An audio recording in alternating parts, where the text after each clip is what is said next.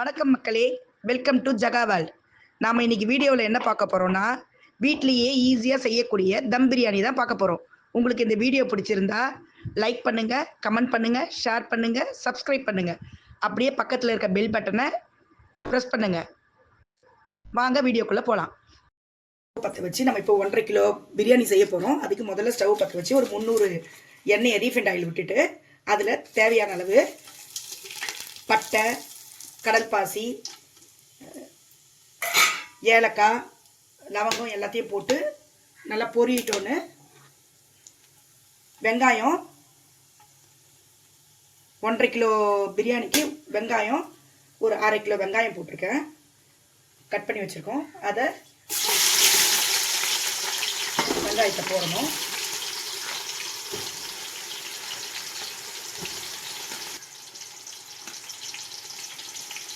இதில் எண்ணெய் ஏன் இவ்வளோ கலராக இருக்குன்னா, நாங்கள் 65 செஞ்சிருந்தோம். அந்த எண்ணெயை வீணாக்காமல் அப்படியே பிரியாணிக்கு போட்டுட்டோம். அதனால கலராக இருக்குது, வேறு ஒன்றும் இல்லை. இப்போ இதில் இந்த வெங்காயம் நல்லா வதங்கணும்.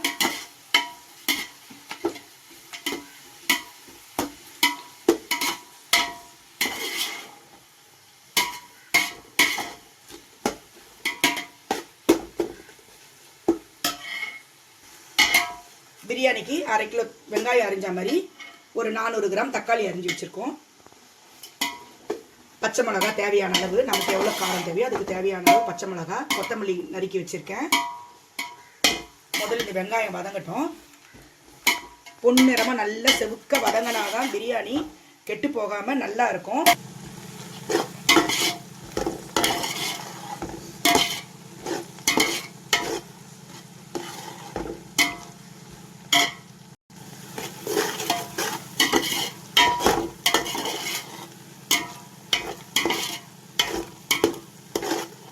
வெங்காயம் இந்த அளவுக்கு வதங்கிருக்கு. இன்னும் கொஞ்சம் வதங்கணும், நல்லா செவந்து நல்லா வரணும் நேரம். அப்போ போட்டால் தான் பிரியாணி வந்து நல்லா இருக்கும். ரொம்ப நேரம் வந்து நம்மளுக்கு நல்லா இருக்கும் பிரியாணி, இல்லைன்னா நல்லா இருக்காது. கொஞ்சம் செவந்து வரணும் பிரியாணி. இப்போ வெங்காயம் இந்த பதத்துக்கு நல்லா செவந்து வரணும். இப்போ வந்து நம்ம வெட்டி வச்சிருக்கிற தக்காளியை அது கூட சேர்க்கலாம்.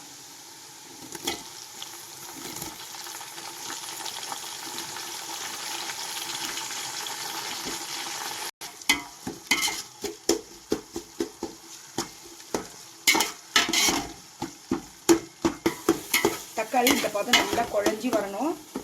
தக்காளி இந்த பதம் வந்த உடனே நம்ம பச்சை மிளகாவை போடணும். முன்னாடியே பச்சை மிளகாய் போட்டுட்டோம்னா ரொம்ப குழஞ்சி போயிடும். இப்போ இந்த பச்சை மிளகாவை தேவையான அளவுக்கு பச்சை மிளகாவை போடணும். நான் ஒரு 7-8 பச்சை மிளகாய் எடுத்து வச்சுருக்கேன்.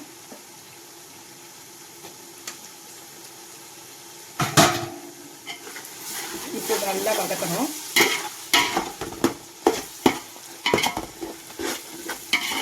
இல்லைன்னா பச்சை மிளகாய் இருக்கிறதே தெரியாது, ரொம்ப நசுங்கி போயிடும்.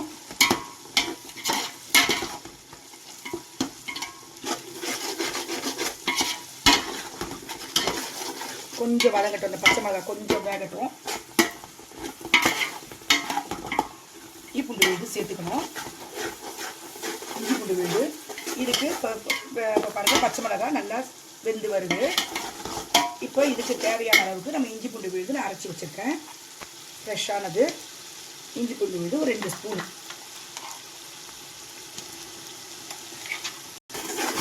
இஞ்சி பூண்டு விழுது நல்லா வதங்கணும், கலரிடுங்க. இஞ்சி பூண்டு விழுது போட்டோன்னே நல்லா வாசம் வரும். பாருங்கள் தக்காளிலாம் எப்படி குழஞ்சி வந்துருக்குது.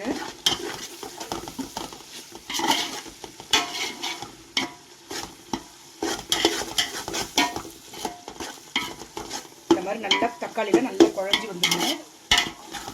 தொக்கு மாதிரி ஆயிடுச்சு பாருங்க.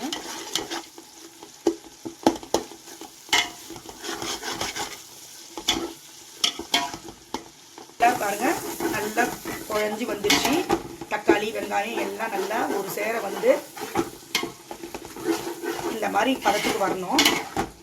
இப்போ நம்ம அலசி சுத்தம் பண்ணி வச்சுருக்கிறோம் புதினாவும் கொஞ்சம் கொத்தமல்லியும்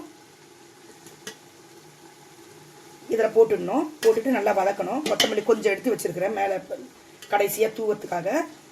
புதினாவும் கொத்தமல்லியும் இதில் போட்டு நல்லா வதக்கணும். ஏன்னா இந்த எண்ணெயிலேயே போட்டு நம்ம வதக்கும் போது தான் அந்த புதினா கொத்தமல்லியோட வாசம் வந்து பிரியாணியில் நல்லா வரும். கொத்தமல்லியும் இப்போது புதினாவும் கொத்தமல்லியும் நல்லா வதங்கிடுச்சு. வதங்கினோடனே நான் ஒரு 2 டேபிள் ஸ்பூனு மிளகாத்தூள் எடுத்து வச்சுருக்கேன். அதுவும் இந்த எண்ணெயிலேயே போட்டு நல்லா வதங்கணும். நம்ம இதுக்கு கலர்லாம் சேர்க்க போகிறது கிடையாது. இந்த எண்ணெயில் இந்த மிளகாத்தூள் வதங்கிறதே பிரியாணிக்கு நிறத்தை கொடுத்துரும். இப்போ பாருங்கள், இந்த மாதிரி மிளகாத்தூள் எல்லாம் போட்ட பிறகு நல்லா வதங்கணும். கொஞ்சம் நேரம் எண்ணெயில் அந்த மிளகாத்தூள் நல்லா வதங்கணும். வதங்கும் போது பாருங்கள், எண்ணெய் பிரிஞ்சு வர மாதிரி வருது பாருங்கள். இப்போ பச்சை மிளகாலாம் கூட பாருங்கள் எந்த அளவுக்கு கரெக்டான இதுக்கு வெந்திருக்குது பாருங்கள் பச்சை மிளகாலாம். இப்போ எண்ணெய் இந்த மாதிரி பிரிஞ்சு வரும்போது நம்ம இப்போ தயிர் எண்ணெய் கொஞ்சம் நேரத்தில் தயிரை சேர்த்துடலாம். இதுக்கு ஒரு 150 கிராம் தயிர் எடுத்து வச்சுருக்கேன். அந்த தயிரை இதில் சேர்த்தா தான் அந்த புளிப்பு கொடுக்கும்.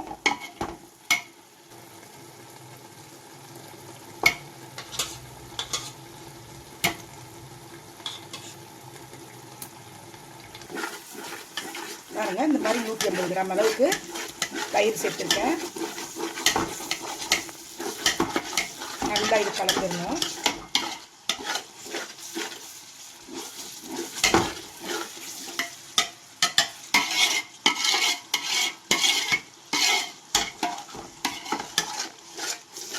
தயிர் நல்லா கலந்து வந்துடணும்.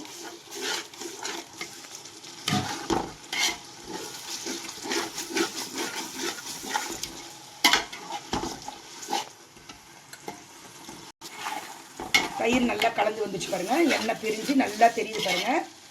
இந்த சமயம் நம்ம இப்போ நான் 1.5 கிலோ அரிசி வந்து எனக்கு 6 கிளாஸ் வந்திருக்கு. அந்த கிளாஸ்லேயே 1.5 பங்கு தண்ணி ஊற்றுறேன். 6 கிளாஸ்க்கு 9 கிளாஸ் தண்ணி கணக்கு போட்டு ஊற்றுறேன். இதே பிரிஞ்சி அது மாதிரி வெஜிடபிள் பிரியாணிலாம் செய்யணுன்னா நீங்கள் 2 பங்கு தண்ணி ஊற்றலாம். இது வந்து கறி போடுறதால கறி கொஞ்சம் தண்ணி விடும். அதனால் 1.5 கிளாஸ் தண்ணி அளவு வச்சு போடணும். 6 கிளாஸ் அரிசிக்கு 9 கிளாஸ் தண்ணி ஊற்றுறேன்.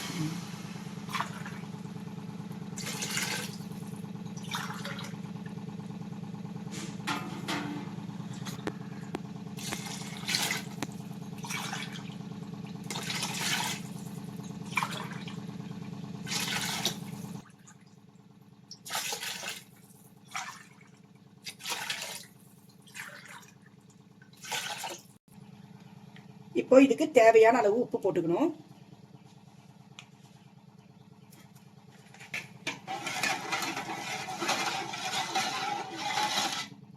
இப்போ கொதி வரட்டும். நல்லா கலந்துட்டு ஒரு கொதி வரட்டும்.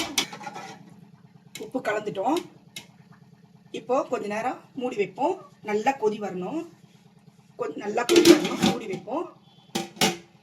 எடுத்து வச்ச அந்த 6 கிளாஸ் அரிசியை நல்லா கழுவி ஊற வச்சிருக்கோம். இப்போ அந்த கொதி வந்து வர வரைக்கும் இது நல்லா ஊறணும். ஊறினாதான்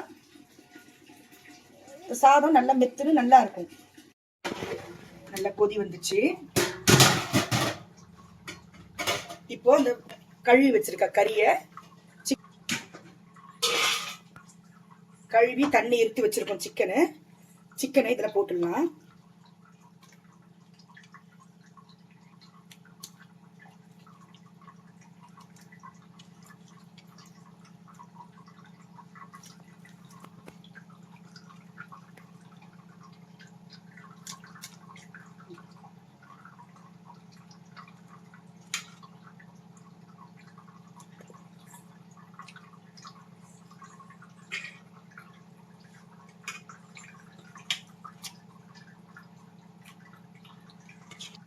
இப்போ சிக்கனை போட்டுட்டு ஒரு கலரிட்டு அப்போ தான் அந்த மசாலாலாம் அந்த சிக்கனில் நல்லா ஊறும்.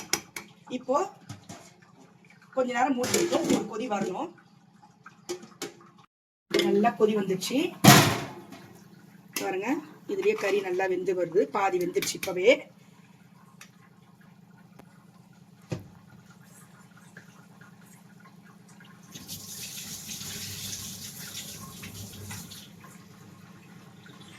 நல்லா கொதி வருது பாருங்க. இப்போ நம்ம அந்த ஊற வச்சிருந்த அரிசியை போட்டுருவோம்.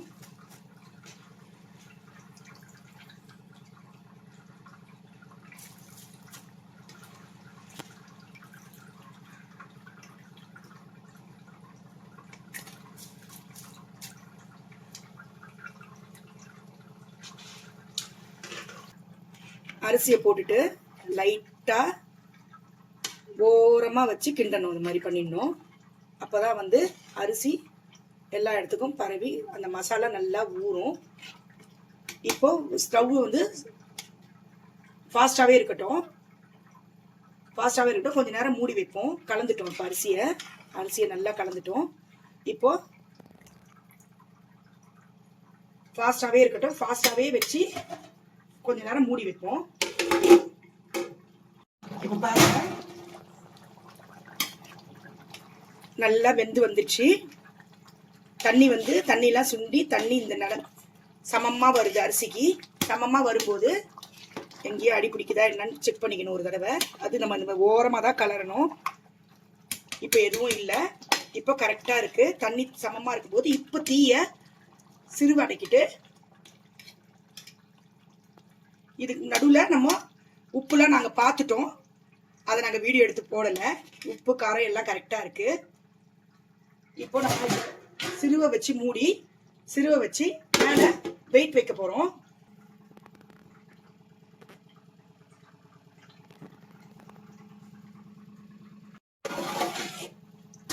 இப்போ தண்ணி எல்லாம் சுண்டிடுச்சு. இப்போ நம்ம என்ன பண்ணணும், இப்போ தட்டை போட்டு மூடிட்டு மேலே அந்த வெயிட்டை வச்சுட்டோன்னா சாப்பாடு கரெக்டாக பளபளன்னு வந்துடும். அவ்வளோதான், பிரியாணி ரெடி ஆயிடுச்சு. நமக்கு அது கொஞ்சம் நேரம் பொறுத்து கறந்து பார்ப்போம்.